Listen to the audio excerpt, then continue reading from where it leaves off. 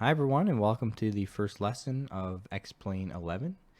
This will be the first video in a series of tutorial videos that I'm planning on making here in the next little while. So let's first discuss some of the settings here. So sound settings, these are important. You can adjust these if you find a certain particular scenario is too loud. For example, if you're using like an external view, if that's too loud, you can reduce that, etc. Pretty self-explanatory. Graphics, so this is probably where you're going to spend most of your time. I call it fiddling, or tweaking, I guess would be a better word. There's going to be a lot of different variables here that can affect your overall performance. Now, these are my general settings that I use.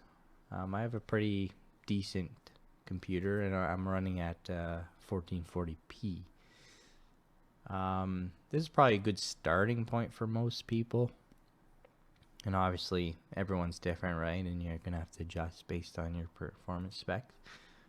So you're going to have some fun tweaking this later. But in order to see kind of like how your performance is, you have to go into data and this frame rate option here. You have to click show in cockpit.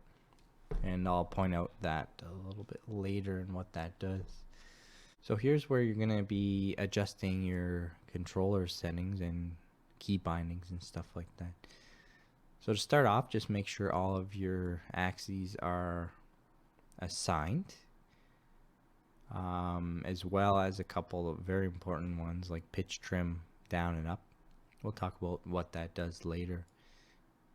A couple handy ones to have also are yaw trim and this rudder trim center, and as well as roll trim and aileron trim center. Keyboard, so here's some important keyboard key bindings. Some essential ones, very important to maybe summarize. You can even make like a cheat sheet and print these off. Very important to have if you're new to the game.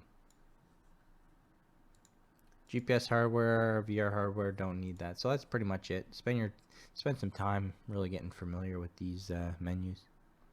So we're gonna hit done here. Actually, I'm just gonna go back to the main menu. I don't want to save. So now we're back to the main menu, and there's a really interesting section here called Flight School. And I'm gonna be basically covering a lot of the information in these different flights, or these different scenarios or lessons. I'm probably going to go into a little bit more detail on certain things. These are very basic lessons, and they can be used as kind of like helpful lessons or practice if you're still having trouble. So let's go back here. So now we're back to the main page, and we're going to click start or new flight here. So this brings you to this menu. So here are all your aircrafts. Here's where you're going to pick your location. So I'm going to pick Halifax because it's kind of like my home airport. And if you double click on here, you can actually like pick where you want to join into the game. And if you want to join in on a runway, you can just click the runway that you want, stuff like that. So I'm just gonna go, I'll just pick this guy for a sec, then I'll hit confirm. And you can also type in the search box like whatever you want. I don't know, Los Angeles, KLAX, and you can also just type in Los Angeles. Oh, can't even spell. There you go. Let's go back to Halifax. Next part is the weather. For now, I'm just going to keep it clear, but you can do a whole bunch of cool different things like this. Like you can have real-time weather conditions. It'll download the current weather conditions for your location. Most of the time, I like to use this when I'm flying around just to have a bit more realism. And I have it set to update every 15 minutes, but I think default is 60. But for now, we're going to do manual configuration. Go back, and then we're going to move the slider to clear. You can go all the way to stormy, but we'll leave it on clear. Time of day, you can adjust it based on what you want. And we'll just leave it around here, and you can also track the real world time as well. Alright, so let's decide what aircraft we're going to use. So for the most of our lessons, we're just going to probably stick to the Cessna for now. This button here shows older versions, so versions that were maybe in X-Plane 10 or 9. So for now, let's click the Cessna. You can customize it, and up here you can change the livery. Let's put it on waves. And for training, I'm going to start disable this, start with the engines running. So here you can adjust the fuel, weight and balance. So you can add full fuel, and then you can move the slider up. Anything in the red here means you're going to be overweight. So for today, I'll just leave it at about half fuel, and there. It's good. Failures. If you're feeling adventurous, you can plug in some failures. But we're not going to do that today. So I think we're about ready to start the flight. So let's go ahead and start. Alright, so here we are in our Cessna here, sitting on the apron. So a couple things to note before we get started. A couple helpful things. We can change our view using Shift 1 through 9, I believe it is. So Shift 1, outside view, but it's kind of locked to a specific spot. Same thing with 2, Shift 2, a little farther away. Shift 3 brings you to the runway. Shift 4, this is kind of the one you can move around the airplane, so definitely handy, this one. Shift 5 is from the tower. Shift 6 behind the aircraft, really cool view. Shift 7 brings you back to the cockpit. Shift 8 is further behind. It's also kind of like a outside one, and Shift 9 brings you back to the cockpit. So a couple, and then C is what's called free cam. So free cam, you can like move around. So how I'm moving is the arrow keys, kind of like this, up, down. You can go all the way up in the sky and then back down.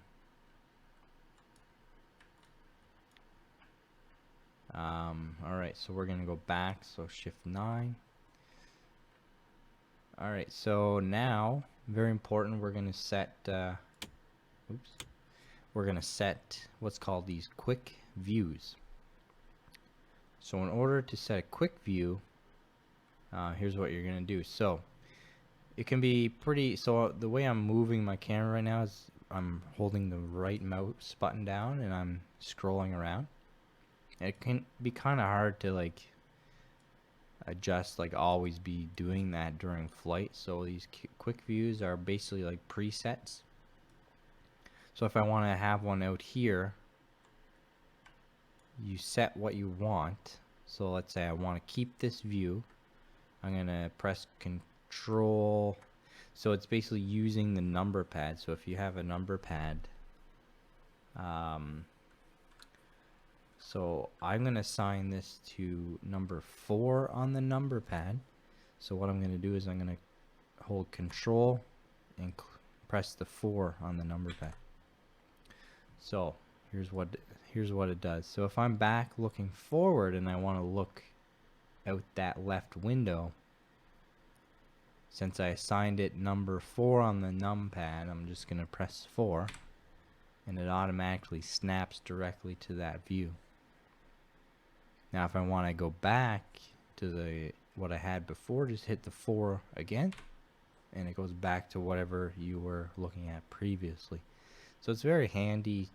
Definitely do this for all the views in your cockpit. So here's what I'm going to do. I'll go over and look out this window, and I'm going to do control 6. So 6 is that way. I like to have 8 looking kind of up a little bit. So I'm going to do control 8 on this view, and then 8 brings us to that view. This one will be 7, control 7, 7. This one will be control 9, 9. And, oh yeah, if you want to get rid of the yoke here, just press Y. So obviously these buttons down here are quite important. So I'm going to put that as 1. So control 1 is set to that. So if we're looking out there and we want to look into these buttons here, all you have to do is press 1. What else can we do? Maybe on the GPS screen. So I'm using the arrow keys to move my view. Oops. I'm going to zoom in using the scroll wheel. I still want to be able to see some of my aircraft here. So what I'm going to do is, this one looks like 5. So based on the layout. So press control 5. Then anywhere we look, if I press 5, boom, snaps back. So that's pretty handy to have. Other than that, I think we're okay. And you can also do this on external views, I believe. I haven't really done it too much, but let's say, let's go here. Let's say we want to look, I don't know, on this angle here. If we just do control 1, anywhere we look, 1 brings us there. And it should still remember. Oh, okay. I see what happened. So it did overwrite the original one that we had for the cockpit. So that's just a heads up. Again, I've never really done that before. Or maybe, do we have? Yeah, 1 was supposed to be for these buttons. Switches, buttons. Huh. So let's go ahead and reassign 1. Control 1. There. So that's it for the views. We're going to next discuss a couple things related to the outside of the aircraft.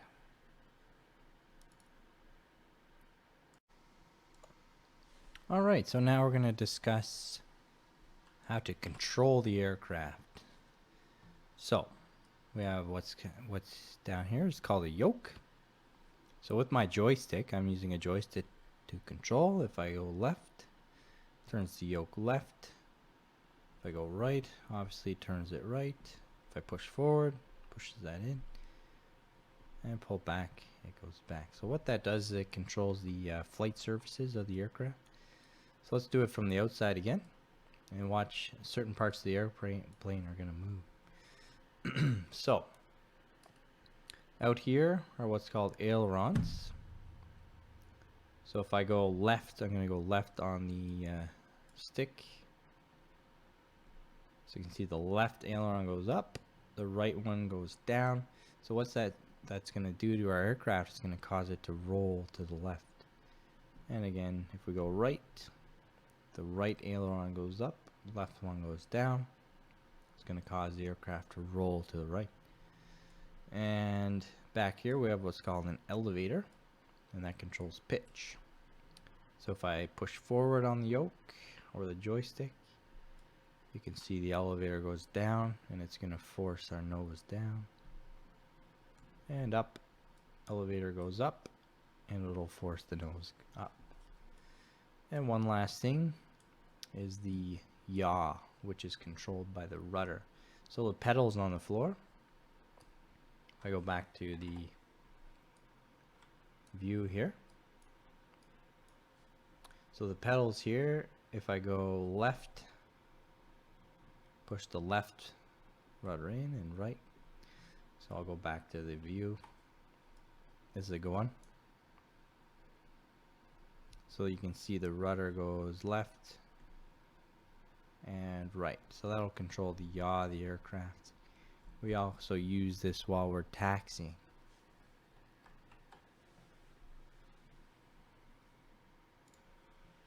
Alright, so now we're at the point where we can go ahead and start the engine. So in order to do that, we need to do a couple things first. So we're going to turn on the master switch. This is for the alternator and battery here. What that does is it fires up the battery and our alternator. You can hear the gyros kind of spooling up a little bit.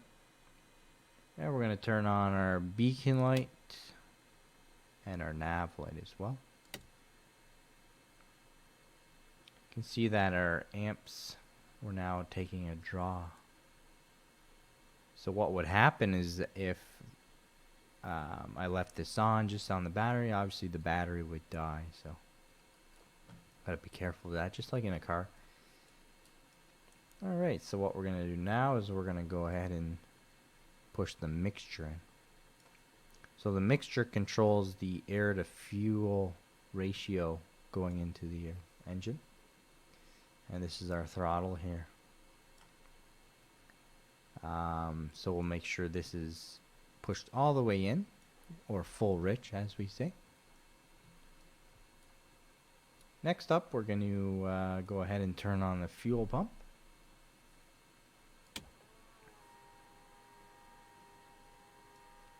We're going to do a quick lookout. And we're going to turn the magnetos to both. And then we're going to hold the left mouse button to start it.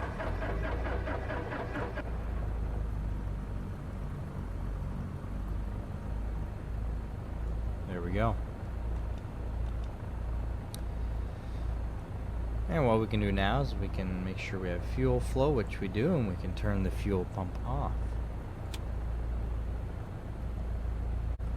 And after that, we can turn our avionics on, and that'll turn on the GPS transponder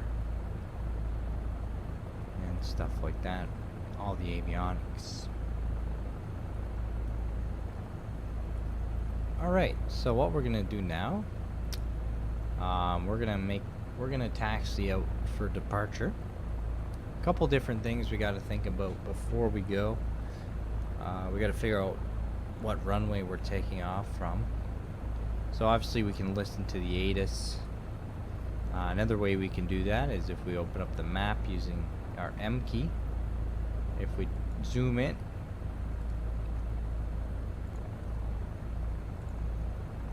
if we open up the map here, if we click on the airport, go to details. At the bottom here it says conditions, visibility more than 10 miles, winds calm, altimeters 29 or 9 or 2. So we'll have to make sure that this is set on 29 or 9 or 2. So if we zoom in, this little line here is indicating we have 29 or 85 set. So let's go ahead and 29 or 9 or 2 right there. So this is our altimeter, and this is called an altimeter setting. So if it's set correctly, this should indicate the airport elevation, or the elevation of the apron, which we're on right now.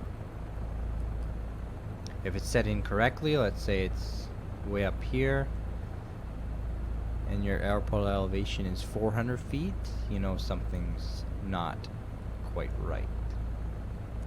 Another way, if you don't have an altimeter setting, you could just set the airport elevation, and that should give you a rough idea. But your instrument may be malfunctioning, so it's always good to use an actual altimeter setting when you can. Next thing we're going to do, make sure our compass is set.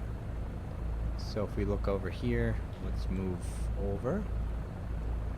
So So it's showing about 230. So we make sure this is set to 230. Give or take. And that's pretty good. Let's go back to our... Cool. So we're going to be taking off 05. So a couple things you should probably note is the airport layout.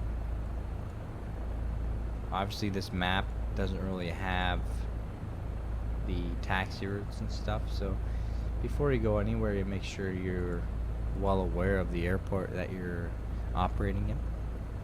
It's always good to have a printout of the diagram.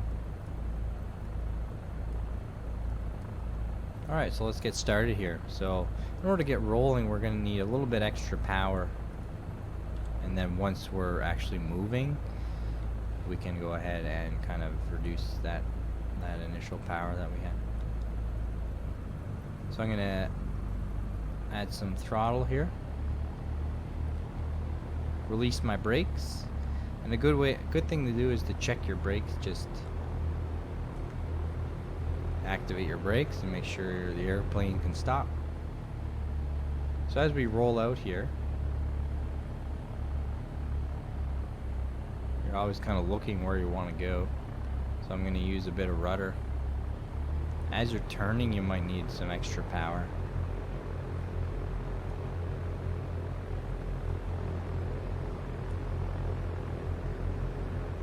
So this is where these quick views come into play.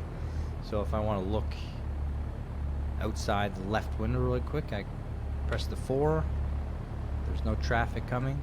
If I look the other way, there's a car coming right at me. Not sure what he's doing. So we are clear. This is going to be taxiway Alpha. Clear both sides. Add a little power in the turn.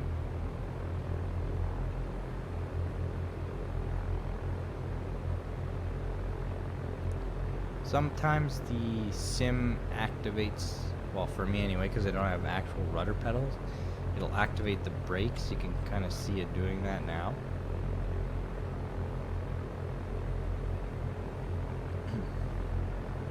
So just try to make nice gentle movements while you're taxiing, and don't go too fast. So if we go to an outside view,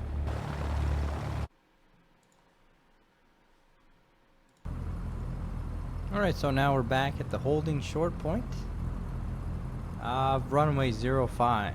So what we're going to do, we're going to turn on our transponder here. So let's go to the quick view. There's a big Alt button here, so we're going to press that.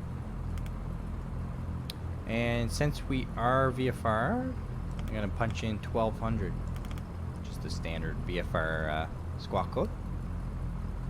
Don't care about that, and I'm not really worried about radios at this point.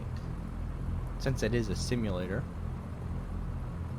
I'm going to go ahead and turn on the landing light and the strobe light and the pitot heat, and yeah, should be good.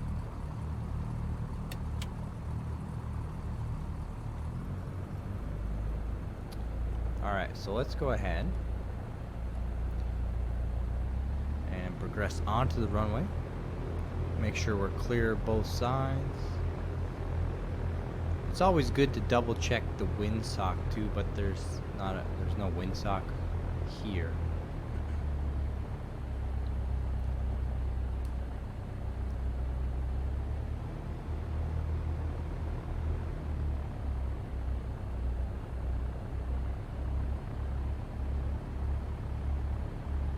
I'm gonna line up on the runway. I'm just gonna kind of come to a stop.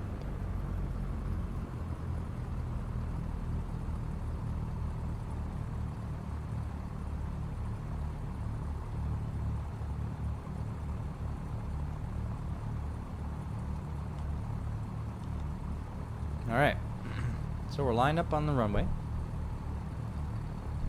We're going to apply full power.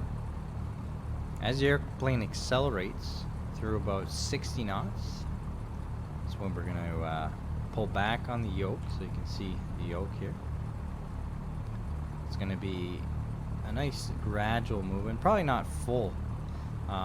What you're looking for is the nose to be just above the horizon, and the aircraft should begin to climb away from the ground. So here we go. We're going to go apply full power. Now be ready with some right rudder due to the torque and slipstream and all those fun words. So airspeed's alive. Using rudder to maintain center line. There's 60, so I'm going to pull back till the nose is just above the horizon. Right around there. I'm going to hold it there. Keeping wings level using left and right, so you can see there. Do a quick lookout. Now here's where you want to trim. So I'm holding all this force on the yoke. If I let go, the nose starts to drop, right? So what you want to do is you want to add in some nose up trim. So whatever button you had that assigned to, I'm going to trim nose up until I can pretty much let go of my joystick. So at this point, I'm not holding that pressure on the stick. The trim it's all trimmed out, so I don't have to hold it. So we're climbing here out.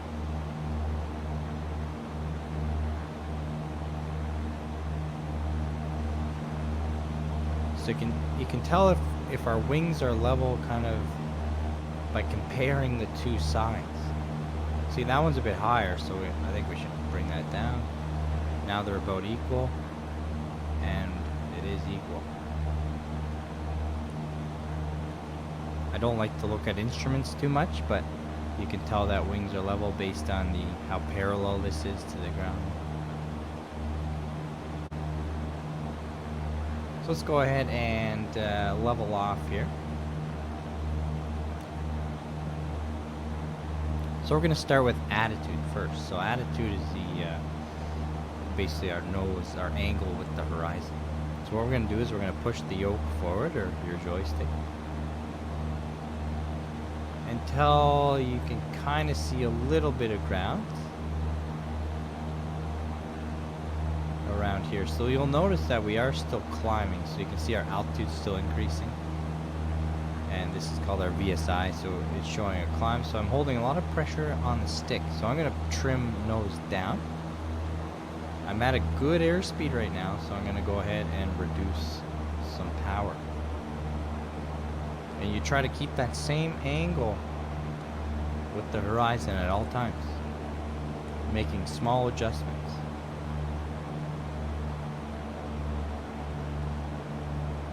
Once everything's trimmed out, it's a lot easier. So see this angle right here? This is perfect for this power setting. So you can see that we're maintaining altitude. Everything's good. So just visualize this. And if it looks something like this, you can see, hey, look, that we're turning. And you can confirm that we are banked to the left. It's down, that's up. So we're going to go back to straight and level. Alright, that's going to end it for this lesson. In the next one, we're going to discuss a little bit more about attitudes, movements, straight and level, and maybe even some turns.